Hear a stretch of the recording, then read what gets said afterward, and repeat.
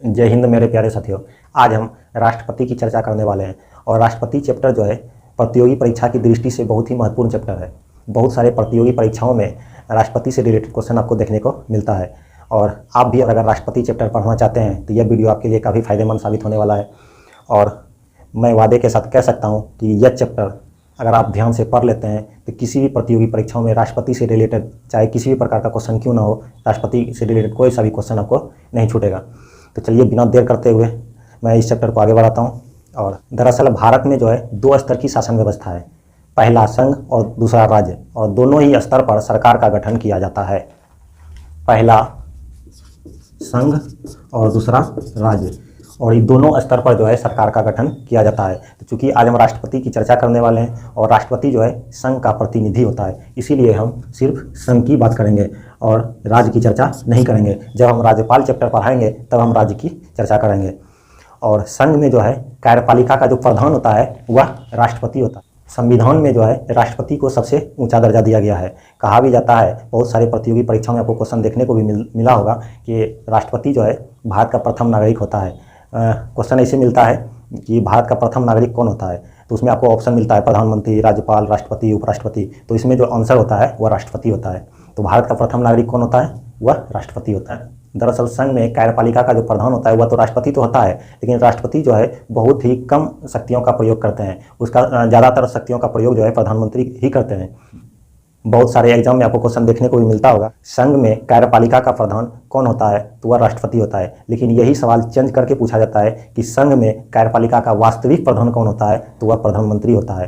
क्योंकि जहाँ वास्तविक शब्द जुड़ जाए तो वहाँ याद रखिएगा राष्ट्रपति ना होकर के प्रधानमंत्री ही होता है। इसी तो चलिए हम राष्ट्रपति से रिलेटेड आर्टिकल को पढ़ते हैं। राष्ट्रपति का निर्वाचन कहाँ होता है, राष्ट्रपति का पद किसमें है, राष्ट्रपति की कार्य और शक्ति का विवरण किसमें है, और सारा मतलब राष्ट्रपति से रिलेटेड जितने भी आर्टिकल हैं उसकी हम चर्चा करते हैं। तो सबसे पहले आर्टिकल 52। आर्टिकल 52 में जो है क्या है, राष्ट्रपति का पद है। आर्टिकल 52 में जो है राष्ट्रपति का पद का विवरण देखने को मिलता है। उसके बाद है आर्टिकल 53। आर्टिकल 53 में जो है कार्य एवं शक्ति का विवरण देखने को मिलता है। तो इन दोनों को जो है एक साथ याद करेंगे। तो आर्टिकल 52 में क्या है, राष्ट्रपति के पद का विवरण देखने को मिलता है, और आर्टिकल 53 में राष्ट्रपति के कार्य और शक्ति का विवरण देखने को मिलता है। उसके बाद है आर्टिकल 54। आर्टिकल 54 में राष्ट्रपति के निर्वाचन से संबंधित चर्चा है। तो राष्ट्रपति का निर्वाचन जो होता है वह अप्रत्यक्ष माध्यम से होता है। कहने का मतलब ये हुआ कि चुनाव जो होता है वह दो माध्यम से होता है, एक प्रत्यक्ष माध्यम और दूसरा अप्रत्यक्ष माध्यम। प्रत्यक्ष माध्यम वो होता है जो जनता किसी प्रतिनिधि को डायरेक्ट चुनती है, और अप्रत्यक्ष माध्यम वो होता है जो जनता डायरेक्ट किसी प्रतिनिधि को चुनती है और वह प्रतिनिधि संसद में जा करके राष्ट्रपति के चुनाव प्रक्रिया में हिस्सा लेता है और वो फिर राष्ट्रपति का चयन करते हैं। उसे अप्रत्यक्ष विधि कहते हैं। दरअसल राष्ट्रपति का जो चुनाव होता है और राष्ट्रपति के निर्वाचन प्रक्रिया में जो भाग लेते हैं उसे निर्वाचक मंडल कहते हैं। क्या कहते हैं? निर्वाचक मंडल। तो कहने का निर्वाचक मंडल में कौन कौन शामिल होते हैं उसकी चर्चा करते हैं। पहला है लोकसभा। लोकसभा के निर्वाचित सदस्य। दूसरा राज्यसभा के निर्वाचित सदस्य। तीसरा है विधानसभा के निर्वाचित सदस्य। चौथा है दिल्ली और पुदुचेरी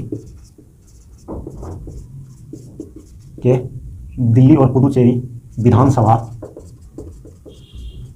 के निर्वाचित सदस्य। कहने का मतलब ये हुआ राष्ट्रपति का जो चुनाव होता है और चुनाव प्रक्रिया में जो भाग लेते हैं उसे क्या कहते हैं? निर्वाचक मंडल कहते हैं। और निर्वाचक मंडल में कौन कौन शामिल होता है? पहला है लोकसभा के निर्वाचित सदस्य, दूसरा राज्यसभा के निर्वाचित सदस्य, तीसरा है विधानसभा के निर्वाचित सदस्य, और चौथा है दिल्ली और पुदुचेरी विधानसभा के निर्वाचित सदस्य। तो इसमें भाग कौन नहीं लेता है? तो कहने का मतलब राष्ट्रपति के चुनाव प्रक्रिया में कौन भाग नहीं लेता है? तो कहने का मतलब विधान परिषद जो होता है राज्यों में वो भाग नहीं लेता है। तो इसमें नोट के तौर पर लिख सकते हैं कि राष्ट्रपति के चुनाव प्रक्रिया में कौन भाग नहीं लेता है? तो विधान परिषद। विधान परिषद। तो राष्ट्रपति के चुनाव में कौन भाग नहीं लेते हैं? तो विधान परिषद जो है भाग नहीं लेते हैं। और जब विधान परिषद की चर्चा हो ही गई है तो इसमें से थोड़ा सा 1 मिनट टाइम लेकर के हम बता देते हैं कि भारत में मात्र 6 ऐसे ही राज्य हैं जहाँ पर द्विसदनात्मक व्यवस्था है, जहाँ विधानसभा भी है और विधान परिषद भी है। तो कौन कौन से ऐसे 6 राज्य हैं इसको थोड़ा सा देख लेते हैं। इसमें सबसे पहले अपना बिहार है, दूसरा है उत्तर प्रदेश, इसको हम यूपी लिख सकते हैं, तीसरा है महाराष्ट्र, उसके बाद चौथा है कर्नाटक, उसके बाद है चौथा हो गया। उसके बाद 5वां है तेलंगाना,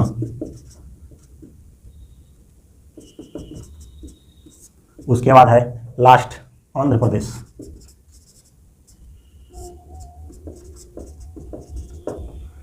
तो 6 ऐसे राज्य हैं जहां द्विसदनात्मक व्यवस्था है। पहला बिहार, दूसरा यूपी, तीसरा है महाराष्ट्र, कर्नाटक और तेलंगाना, आंध्र प्रदेश। उसके बाद है आर्टिकल 55। आर्टिकल 55 में क्या कहता है, राष्ट्रपति के निर्वाचन की रीति की प्रक्रिया है। तो कहने का मतलब ये हुआ कि राष्ट्रपति का जो निर्वाचन होता है उसका नियम, कानून, कायदे क्या है, इसके बारे में चर्चा करने वाले हैं। ये थोड़ा सा लंबा है लेकिन ज़्यादा बड़ा नहीं है। अगर इसको ध्यान से समझिएगा तो बहुत आपके लिए लाभदायक होने वाला है। और राष्ट्रपति से रिलेटेड जो है बहुत सारे क्वेश्चन आपको इसमें देखने को मिलेगा और इसको जो है बिल्कुल वर्तमान माध्यम से बताएंगे। कहने का मतलब अभी वर्तमान में राष्ट्रपति द्रौपदी मुर्मू है, उसका चुनाव प्रक्रिया में कौन कौन भाग लिए, नहीं लिए, कैसे चुनाव हुआ, ये सारा विधि बताने वाले हैं। थोड़ा इंटरेस्टिंग है और इसको ध्यान से समझने का कोशिश कीजिए। तो राष्ट्रपति का चुनाव जो होता है वह समान अनुपातिक प्रतिनिधित्व प्रणाली द्वारा होता है। क्या होता है? समान अनुपातिक प्रतिनिधित्व प्रणाली। तो समान अनुपातिक प्रतिनिधित्व प्रणाली क्या होता है इसको समझते हैं। तो दरअसल राष्ट्रपति के चुनाव में संघ और राज्य दोनों शामिल होते हैं। तो संघ में कौन कौन आ जाता है? लोकसभा और राज्यसभा। तो लोकसभा में जो कौन कौन आता है? लोकसभा और राज्यसभा। तो लोकसभा में टोटल वर्तमान में कितना मेंबर है? 543 और राज्यसभा में टोटल मेंबर कितना है? 233। अगर हम इसको जोड़ते हैं तो टोटल हो जाता है 4 3 3 6 4 3 7 और 5 2 7, यानी टोटल जो है 776 मेंबर है संघ में। और राज्य में जो है, राज्य में विधानसभा होता है, विधानसभा में टोटल कितना मेंबर है? तो राज्य में जो है कौन होता है? विधानसभा होता है। विधानसभा में टोटल मेंबर है 40-33। टोटल देश में 28 राज्य हैं और 28 राज्य में विधानसभा है। प्रत्येक राज्य के विधानसभा में जितने मेंबर हैं सबको मिला करके टोटल 4033 सदस्य होते हैं। तो 4033 मेंबर है। और 2019 से पहले जो है यह 4120 हुआ करती थी। तो कहने का मतलब ये हुआ 2019 से पहले 4120 और अभी वर्तमान में 4033। यह घट कैसे गया? तो याद कीजिए कि 2019 में मोदी जी ने क्या किया था, संविधान में संशोधन करके जम्मू कश्मीर से धारा 370 हटा दिया गया और वहाँ से जो है राज्य का जो दर्जा था उसे छीन लिया गया और जम्मू और कश्मीर को 2 अलग अलग केंद्र शासित प्रदेश में डिवाइड कर दिया गया। तो कहने का मतलब उस वक्त जम्मू कश्मीर में टोटल कितने विधानसभा सीट थी? 87 और 87 आप इसमें ऐड कर दीजिए तो हो गया आपका 41-20। आपको समझ में आ गया होगा कि पहले जो है 2019 से पहले 41-20 कैसे था, 41 और 20 सदस्य कैसे थे और अभी घट करके वर्तमान में 40-33 हो गया। तो हम समझते हैं कि समान अनुपातिक प्रतिनिधित्व प्रणाली। तो दो चुनाव जो होता है, राष्ट्रपति का चुनाव जो होता है उसमें संघ और राज्य को समान दर्जा दिया गया है, समान मत देने का अधिकार है और दोनों को समान रखा गया है। तो कहने का मतलब अब दोनों का मत समान कैसे होगा? लोग संघ में जो है टोटल 776 सीट है और राज्य में जो है संघ में टोटल 776 मेंबर है और राज्य में जो है 40-33 मेंबर है। तो अब दोनों अगर बहुमत देंगे राष्ट्रपति महोदय को तो दोनों समान कैसे होगा? इसको समान किया जाता है, इसका एक गणितीय माध्यम होता है, उस माध्यम को समझते हैं। ये हम समझते हैं राष्ट्रपति के चुनाव की जो रीति है उसका गणितीय माध्यम जो है उसको हम समझते हैं। कैसे जो है संघ और राज्य का जो है मत वैल्यू जो है कैसे बराबर किया जाता है उसको हम समझते हैं। जैसे एक विधायक का मत मूल्य उस राज्य की कुल जनसंख्या बटे उस राज्य के विधानसभा के निर्वाचित सदस्य गुने 1/1000। तो कहने का मतलब एक विधायक का मत वैल्यू कितना होता है राष्ट्रपति के चुनाव में, उसको कैसे निकाला जाता है। तो कहने का मतलब जिस राज्य का विधायक है उस राज्य का कुल जनसंख्या और उस राज्य के विधानसभा के कुल सीटों की संख्या, या इसको दूसरे भाषा में बोल सकते हैं उस राज्य के विधानसभा में कुल निर्वाचित सदस्य गुने 1/1000। तो कैसे निकालते हैं इसको हम समझते हैं एक एग्जाम्पल के माध्यम से। जैसे हम ले लेते हैं यूपी और दूसरा लेते हैं सिक्किम। उत्तर प्रदेश जो है जनसंख्या के माध्यम से सबसे बड़ा राज्य है और सिक्किम जो है जनसंख्या के माध्यम से सबसे छोटा राज्य है। और उत्तर प्रदेश का जो है मत वैल्यू कितना है, टोटल 208। उत्तर प्रदेश का जो मत वैल्यू है टोटल 208 है। और वही सिक्किम का अगर देखा जाए तो मत वैल्यू जो है, मत मूल्य इसको लिख सकते हैं, और मत मूल्य कितना है, 7 है। तो अब जो है एक राज्य का टोटल कितना मत वैल्यू होता है उसको कैसे निकाला जा सकता है। तो जैसे हम यूपी का निकालते हैं, यूपी का कुल मत मूल्य, तो यूपी का कुल विधायक कितना यूपी में टोटल 403 गुने यूपी का मत वैल्यू कितना है 208। अगर हम इसको हल करते हैं 83824, यूपी का टोटल जो है 83,824 मत वैल्यू हो जाता है। और वही अगर सिक्किम का देखा जाए, सिक्किम का कुल मत मूल्य, तो सिक्किम का कुल विधायक कितना है, 32 है। यानी कि सिक्किम में टोटल जो है 32 विधानसभा की सीटें हैं, 32। और सिक्किम का मत वैल्यू कितना है, 7। अगर इसको हम हल करते हैं हम 14 7 21 22 यानी 224 होता है। अगर हम दो राज्य का निकाल चुके हैं मत वैल्यू कितना होता है, यूपी का और सिक्किम का। टोटल भारत में 28 राज्य हैं और 28 राज्य में अगर 28 राज्य का टोटल मत वैल्यू निकाला जाए तो लिख सकते हैं हम सभी राज्यों का कुल मत मूल्य, तो इसका हो जाता है लगभग 5,83,000। इसको लगभग में हम लिख सकते हैं। तो समान अनुपातिक प्रतिनिधित्व प्रणाली क्या होता है, वर्तमान माध्यम से इसको समझाने का कोशिश कर रहे हैं। वर्तमान में जो द्रौपदी मुर्मू का जो चुनाव हुआ उस माध्यम से बता रहे हैं। संघ में टोटल लोकसभा और राज्यसभा, लोकसभा में टोटल 543 मेंबर और राज्यसभा में 233, टोटल हो गया 276 मेंबर। राज्य में होता है टोटल 28 राज्य में जो है टोटल विधानसभा अगर की सीट जोड़ा जाए तो हो जाता है 4033 टोटल विधानसभा की सीट है। टोटल देश की बात कर रहे हैं। और उसके बाद है तो इस दोनों का जो है संघ और राज्य का जो मत मूल्य होता है इसको समान किया जाता है, समान लिखा भी जाता है, समान अनुपातिक प्रतिनिधित्व प्रणाली। तो कहने का मतलब ये हुआ कि इसको समान कैसे जाता है, इसका एक गणितीय माध्यम क्या होता है इसको समझते हैं। एक विधायक का मत मूल्य, तो एक विधायक का मत मूल्य कैसे निकाला जाता है, तो उस राज्य जिस राज्य का विधायक है उस राज्य का कुल जनसंख्या बटे उस राज्य में जितने भी विधानसभा के निर्वाचित सदस्य हैं उससे भाग दे दीजिए और गुने 1/1000 कर दीजिए। तो उसका अगर हल किया, जैसे यूपी का कुल जनसंख्या, इसको जो है जो 1971 में जनगणना हुआ था उस माध्यम से अगर देखा जाए यूपी के जनगणना के हिसाब से ही अभी निकाला जाता है।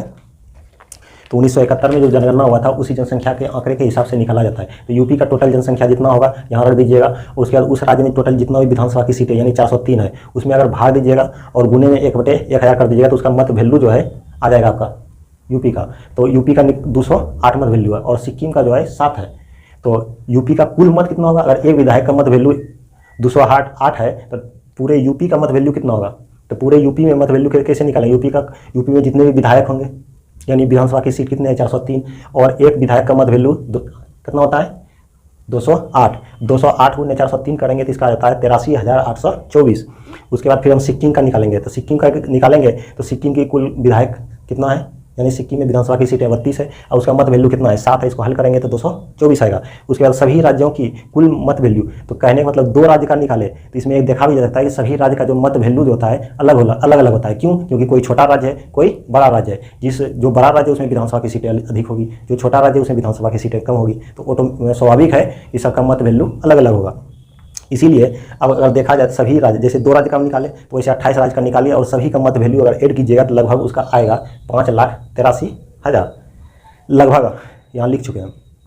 अब जो है कितना होता है 5,83,000 कैसे निकाले, तो उससे पहले हम एक विधायक का मत वैल्यू निकाले, फिर एक राज्य का निकाले, फिर पूरे देश का निकाले। उसके बाद राज्य का तो निकाल लिए। अब संघ में होता है सांसद एक सांसद का मत वैल्यू कितना होता है उसको कैसे निकाला जाता है, उसका एक गणितीय माध्यम होता है, उसको समझते हैं। जैसे एक एमपी, इसको सांसद लिख सकते हैं, संसद का मत मूल्य कैसे निकाला जाएगा, तो कुल विधायकों का मत मूल्य बटे कुल निर्वाचित सांसदों की संख्या। इसमें 1/1000 से भाग नहीं देना, इसमें कुछ नहीं, ये सिंपल है। तो कहने मतलब कुल विधायकों का मत कितना निकला था, 5,83,000, 5,83,000। इसको लगभग में लिखे हैं, ध्यान दें, तो लगभग में ही हमारा आंसर आएगा। और टोटल हमारा सांसद कितना है संघ में, 776। अगर हम इसको हल करेंगे और तो इसका जो है हमारा लगभग आएगा 700 लगभग में। कहने का मतलब ये हुआ कि राज्य में टोटल राज्य में जितना भी विधानसभा है, टोटल विधानसभा का मत मूल्य कितना होता है, 5,83,000। और संघ में जो है एक सांसद का मत वैल्यू कितना होता है, 700। अब 700 गुना 776 कर दीजिए, दोनों का लगभग इसका मत वैल्यू और ये दोनों का गुना कीजिएगा, गुने कर दीजिए यहाँ पर 700 गुना 776, ये दोनों का मत वैल्यू लगभग समान ही आएगा। इसी को कहते हैं समान अनुपातिक प्रतिनिधित्व प्रणाली। उम्मीद करते हैं इसको समझ में आया होगा। अब इससे आगे बढ़ते हैं। राष्ट्रपति को चुनाव जीतने के लिए कितने बहुमत की आवश्यकता होती है, इसको हम समझते हैं। राष्ट्रपति को चुनाव जीतने के लिए कुल वैध मतों का आधे से अधिक लाना अनिवार्य है। यदि कुल वैध मतों का आधे से अधिक बहुमत ला लेते हैं तो उस बहुमत को क्या कहते हैं, कोटा। इसको लिख भी सकते हैं 50% +1, यानी कि आधे से अधिक। 100% होता है, 100 में आधा लाना है, यानी 50% +1, एक भी अधिक आ जाएगा तो वह बहुमत हो गया उसका, तो आधे से अधिक।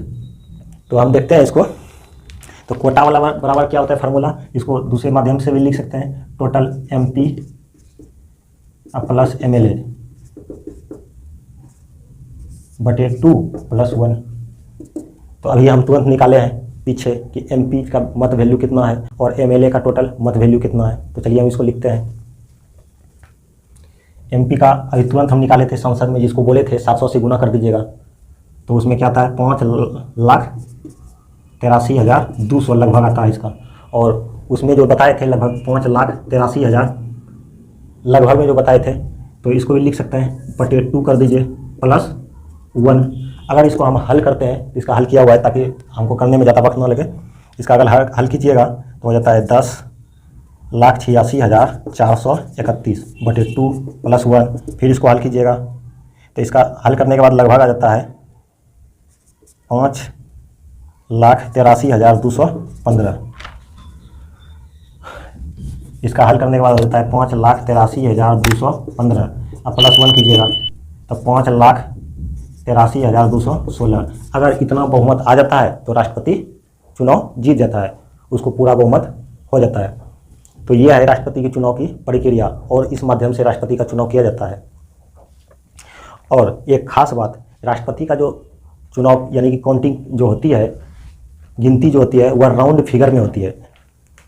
दरअसल राउंड फिगर क्या होती है इसको समझते हैं। जैसे राष्ट्रपति के चुनाव में मान लिया जाए 4 सदस्य ने भाग लिया है, पहला A, B, C और D, 4 सदस्य ने भाग लिया और चारों में जो है सब ने कुछ न कुछ बहुमत लाया, लेकिन कोई भी 50% +1 नहीं ला पाया। फर्स्ट राउंड का काउंटिंग हुआ और फर्स्ट राउंड में जो है ये चारों में से कोई भी 50% +1 यानी कि आधे से अधिक बहुमत नहीं ला पाया। तो इस प्रक्रिया में क्या होगा कि इसका सेकंड राउंड का प्रक्रिया फिर से स्टार्ट होगा, सेकंड राउंड की गिनती फिर से स्टार्ट होगी। तो सेकंड राउंड में एक होता है, एक यूनिक माध्यम होता है, एक यूनिक प्रणाली है, इसको समझते हैं। यूनिक प्रणाली क्या है कि जो सबसे कम मत लाया था, यानी इस 4 कैंडिडेट में, 4 उम्मीदवारों में से जो सबसे कम मत लाया था, मान लिया जाए डी ने सबसे कम मत लाया था, तो कम मत जो लाया था उसको सेकंड राउंड की काउंटिंग में जो है उसको निकाल दिया जाएगा बाहर। फिर इसी तीनों का जो है काउंटिंग किया जाएगा, इस तीनों का काउंटिंग किया जाएगा, प्लस में इसका जो मत है ये तीनों में बराबर बराबर डिवाइड कर दिया जाएगा।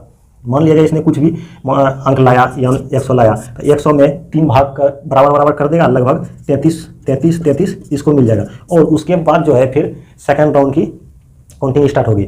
उसके बाद सेकेंड राउंड में भी अगर 50% + 1 बहुमत नहीं आता यानी आधे से अधिक नहीं आता है, तो फिर जो लास्ट में जो आएगा यानी कि जो मान लीजिए फिर सी नंबर ने पूर्ण बहुमत, सी नंबर जो है सबसे कम स्थान लाया, सबसे कम बहुमत लाया, तो फिर क्या करेगा, इसको तीसरे राउंड की प्रक्रिया में इसको हटा देगा और इसका बहुमत दोनों में बराबर बांट देगा। फिर 50% + 1 जिसको आएगा वह जो है पूर्ण बहुमत माना जाएगा और उसी को राष्ट्रपति बना दिया जाएगा। कि देश में ऐसा पहली बार हुआ था जिसमें बीबी गिरी चुनाव राष्ट्रपति का लड़े हुए थे, उस समय जो है कि इसका सेकेंड राउंड में ही इसका पूर्ण बहुमत हो गया था। अभी तक तीसरे राउंड अभी तक देश में ऐसा कभी नहीं हुआ है। हालांकि ये राष्ट्रपति जब आया तो राष्ट्रपति से रिलेटेड एक महत्वपूर्ण क्वेश्चन है। जो भारत के छठे राष्ट्रपति थे नीलम संजीव रेड्डी, जो 1977 से 82 तक रहे थे, तो उनका जो है कि ये एक निर्विरोध राष्ट्रपति चुने गए थे। दरअसल हुआ क्या था, जिस समय नीलम संजीव रेड्डी जो है राष्ट्रपति का चुनाव लड़ रहे थे, उस समय जो है टोटल 37 कैंडिडेट जो है राष्ट्रपति के चुनाव में भाग लिए थे, लेकिन 37 में से टोटल 36 सदस्य जो है चुनाव आयोग ने इसको छांट के बाहर कर दिया, यानी इसका खारिज कर दिया। तो बच गया एक अकेला नीलम संजीव रेड्डी, ओनली वन। तो यह जो है निर्विरोध राष्ट्रपति चुने गए थे, उस समय की बात है। उसके बाद है आर्टिकल 56। आर्टिकल 56 में क्या कहता है इसको देखते हैं। आर्टिकल 56 में जो है पदावधि है, पदावधि यानी कि राष्ट्रपति का कार्यकाल। कहने का मतलब राष्ट्रपति का कार्यकाल जो है यानी पदावधि जो है वह 5 वर्ष का होता है, 5 वर्ष का होता है। तो यह 5 वर्ष किस दिन से स्टार्ट होता है, जिस वक्त चुनाव लड़ना स्टार्ट होता है, या फिर जिस दिन उसका बहुमत हो जाता है, या फिर जिस दिन शपथ ग्रहण करता है। तो यह जो है जिस दिन से शपथ ग्रहण करता है। कहने का मतलब राष्ट्रपति जब चुनाव में भाग लेता है, चुनाव भाग लेने के बाद चुनाव जीत जाता है, उसके बाद जब शपथ जिस दिन शपथ ग्रहण करता है राष्ट्रपति, उस दिन से 5 वर्ष तक वह जो है राष्ट्रपति के पद पर बने रहते हैं। इसके बीच अगर वह त्यागपत्र देना चाहे तो वह राष्ट्रपति को त्यागपत्र दे सकते हैं। उसके बाद है आर्टिकल 57। आर्टिकल 57 क्या कहता है, पुनः निर्वाचन। दरअसल यही एक प्रक्रिया है जो हर एक देश से अपने देश को, अपने भारत देश को अलग करती है। हर एक देश में जो है, जैसे खास करके अगर मान लिया जाए USA यानी कि संयुक्त राष्ट्र अमेरिका, वहाँ के राष्ट्रपति जो है मैक्सिमम 2 बार ही राष्ट्रपति चुनाव में भाग ले सकते हैं और राष्ट्रपति बन सकते हैं। 2 बार से USA वह जो है 2 बार से चुनाव प्रक्रिया में भाग ज़्यादा नहीं ले सकते हैं और न ही राष्ट्रपति बन सकते हैं। लेकिन भारत एक ऐसा देश है जो आप चाहें जितनी बार चुनाव प्रक्रिया में भाग ले सकते हैं और जितनी बार राष्ट्रपति बन सकते हैं, इसका कोई उम्र सीमा तय नहीं है। उसके बाद है आर्टिकल 58। आर्टिकल 58 में क्या कहता है, योग्यता। अगर आप राष्ट्रपति का चुनाव लड़ना चाहते हैं तो राष्ट्रपति का चुनाव में भाग लेने से पहले आपकी क्या क्या योग्यता होनी चाहिए उसके बारे में चर्चा करते हैं। तो पहला, भारत का नागरिक हो। अगर आप राष्ट्रपति का चुनाव लड़ना चाहते हैं तो भारत का नागरिक होना अनिवार्य है। ऐसा नहीं है कि कोई विदेशी आदमी आकर के राष्ट्रपति का चुनाव लड़ सकता है। दूसरा है 35 वर्ष आयु पूरा कर चुका हो। 35 वर्ष आयु पूरा कर चुका हो का मतलब ये हुआ कि 35 वर्ष से अगर एक दिन की भी कमी है तो आप राष्ट्रपति का चुनाव नहीं लड़ सकते। मैक्सिमम का कोई उम्र सीमा नहीं है। तीसरा, सांसद, माफ कीजिएगा, लोकसभा का सदस्य बनने की योग्यता हो। कहने का मतलब ये हुआ कि लोकसभा के सदस्य बनने की योग्यता कम से कम होनी चाहिए, तभी आप राष्ट्रपति का चुनाव लड़ सकते हैं। चौथा है, कोई लाभ के पद पर न हो। लाभ का पद क्या होता है, जैसे चलिए हम समझते हैं, जैसे राष्ट्रपति का पद हो गया, उपराष्ट्रपति का पद हो गया, कोई मंत्री का पद हो गया, राज्यपाल का पद हो गया, ये सब जो है लाभ का पद नहीं माना जाता है। और तो फिर लाभ का पद क्या होता है, लाभ का पद यदि आप कोई सरकारी नौकरी कर रहे हैं तो आप लाभ के पद पर हैं और आप जो है राष्ट्रपति का चुनाव नहीं लड़ सकते हैं। तो कहने का मतलब ये हुआ कि अगर ये 4 गुण अगर आपके अंदर है तो आप राष्ट्रपति के चुनाव में भाग ले सकते हैं। तो आप लोग समझते होंगे। तो ऐसा तो देश में बहुत सारे लोग होंगे जो राष्ट्रपति का चुनाव लड़ सकते हैं। भारत का तो नागरिक बहुत है ही, 150 करोड़ जनसंख्या है, तो भारत का नागरिक तो है ही। उसमें से 35 वर्ष का आयु पूरा कर चुका, बहुत सारे कर चुके हैं। लोकसभा का सदस्य बनने योग्य, तो यहाँ पर थोड़ा सा लोकसभा का सदस्य बनने की योग्यता होना चाहिए। यहाँ पर थोड़ा सा आपको कठिनाई बुझाई होगी। उसके बाद कोई लाभ के पद पर नहीं हो। लाभ के पद यानी कि आपको तो सरकारी नौकरी तो गिने चुने ही आपको देखने को मिलेगा देश में। तो कहने का मतलब ये सारे गुण जिसमें होगा वह चुनाव लड़ सकता है राष्ट्रपति का। तो थोड़ा सा धैर्य रखिए। यहाँ पर जो है एक थोड़ा सा हौसला टूटने वाला, 50 प्रस्तावक और 50 अनुमोदक। तो 50 प्रस्तावक 50 अनुमोदक कौन होने चाहिए? तो सांसद होना चाहिए या तो फिर विधायक होना चाहिए। संसद में लोकसभा या राज्यसभा का मेंबर होना चाहिए या फिर विधायक, इसमें भी सेम। और ध्यान देने वाली बात यह है कि 50 प्रस्तावक और 50 अनुमोदक अलग अलग होनी चाहिए। ऐसा नहीं कि जो 50 प्रस्तावक हैं और 50 अनुमोदक सेम ही होंगे, वो दोनों अलग अलग होने चाहिए, तभी आप राष्ट्रपति का चुनाव लड़ सकते हैं, अन्यथा नहीं। उसके बाद है छठा क्या है कि राष्ट्रपति चुनाव में जब हिस्सा लेंगे आप, तो उस समय आपको 15,000 रुपये जमानत की राशि, 15,000 रुपये, कहने का मतलब जिस समय राष्ट्रपति का आप चुनाव लड़ने जाएंगे उस समय जो है आपसे 15,000 रुपये जमानत के तौर पे जो है या तो आरबीआई में या तो किसी सरकारी खाते में आपको जमा करनी होगी, तभी आप राष्ट्रपति का चुनाव लड़ सकते हैं। और अगर आप चुनाव जीत जाते हैं तो यह जमानत राशि आपको वापस दे दी जाएगी। अन्यथा अगर इसका एक प्रक्रिया होता है कि पूर्ण बहुमत का कुल मत का 1/6 भाग अगर ले आते हैं तब तो आपका जमानत राशि वापस आ जाएगा। कहने का मतलब मान लिया जाए 600 कुल मत है, 600 में कुल मत है तो उसका 1/6 भाग यानी कि 100 मत अगर आप ले आते हैं तो आपका जमानत राशि ये जो 15,000 है वो आपको वापस कर दिया जाएगा। अन्यथा अगर इससे कम लाते हैं तो यह राशि आपकी जब्त कर ली जाएगी। उम्मीद करते हैं कि यह आर्टिकल 58 में क्या क्या योग्यता है, भारत का नागरिक होना चाहिए, 35 वर्ष आयु पूरा कर चुका हो, लोकसभा का सदस्य बनने लोकसभा का सदस्य बनने की योग्यता होनी चाहिए, कोई लाभ के पद पर ना हो, 50 प्रस्तावक 50 अनुमोदक होने चाहिए और जमानत के तौर पर 15,000 रुपये राशि आरबीआई में या सरकारी खजाने में आपको जमा करनी होगी। उसके बाद है अनुच्छेद 60, यानी कि अनुच्छेद 60 में क्या है? शपथ। अनुच्छेद 60 में राष्ट्रपति के शपथ का चर्चा है। तो राष्ट्रपति को शपथ कौन दिलाता है? तो राष्ट्रपति को शपथ जो है सुप्रीम कोर्ट का मुख्य न्यायाधीश दिलाएगा, या सुप्रीम कोर्ट का किसी कारणवश सुप्रीम कोर्ट का मुख्य न्यायाधीश अनुपस्थित हैं तो उसके जगह पर सुप्रीम कोर्ट के कोई वरिष्ठ जज होंगे तो वो राष्ट्रपति महोदय को शपथ दिलवाएंगे। उसके बाद है लास्ट 61, आर्टिकल 61 में राष्ट्रपति के महाभियोग की चर्चा है। तो कहने का मतलब ये हुआ 52 में पद, 53 में कार्य एवं शक्ति है, 54 में निर्वाचन है, 55 में निर्वाचन की रीति है, 56 में पदावधि है, 57 में पुनर्निर्वाचन की प्रक्रिया है और 58 में योग्यता है, 60 में शपथ। तो कहने का मतलब इतना प्रक्रिया है तो राष्ट्रपति को हटाने का भी तो कोई प्रक्रिया होना चाहिए। तो राष्ट्रपति कैसे हटता है इसको समझते हैं। राष्ट्रपति अगर कोई भी असंवैधानिक तौर पे कोई कार्य कर लेते हैं या फिर वह कानून का उल्लंघन करते हैं तब क्या करते हैं, उस पर महाभियोग लाया जाता है। और महाभियोग के 14 दिन पूर्व जो है राष्ट्रपति को लिखित सूचना देना होता है, आपने कोई असंवैधानिक कार्य कर दिया है इसलिए आपके खिलाफ महाभियोग लाया जा रहा है। अगर राष्ट्रपति 14 दिन पूर्व त्यागपत्र दे देते हैं तब तो महाभियोग लाने की कोई आवश्यकता नहीं है, और अगर नहीं लाते हैं तो वह जो है संसद में उस पर महाभियोग की प्रक्रिया होगी। और महाभियोग जो है संसद के किसी भी सदन में लाया जा सकता है, संसद के किसी भी सदन में लाया जाता है, चाहे लोकसभा हो चाहे राज्यसभा हो। लोकसभा में चाहे किसी में भी पहले लाया जा सकता है, ऐसा नहीं कि पहले लोकसभा में लाया जाएगा या फिर पहले राज्यसभा में लाया जाएगा। मान लिया जाएगा लोकसभा में महाभियोग लाया गया और लोकसभा से बिल पास करके राज्यसभा में भेज दिया, राज्यसभा में भी बिल पास हो गया तो राष्ट्रपति को त्यागपत्र देना पड़ेगा, अपनी सत्ता छोड़नी होगी। उसके बाद खास 2 पॉइंट और याद रखने वाली बात है कि अगर राष्ट्रपति के चुनाव में कोई विवाद हो जाता है तो उसका निपटारा कौन करेगा। आपको क्वेश्चन भी एग्जाम में देखने को मिलता होगा कि राष्ट्रपति के चुनाव में अगर कोई विवाद उत्पन्न हो जाता है तो यह जो है इसका निपटारा कौन करेगा। तो इसका निपटारा जो है सुप्रीम कोर्ट करता है। ऐसा नहीं है कि कोई डिस्ट्रिक्ट कोर्ट या फिर हाई कोर्ट में चला जाएगा इसका केस लेकर के, नहीं, इसका निपटारा सुप्रीम कोर्ट में ही किया जाएगा।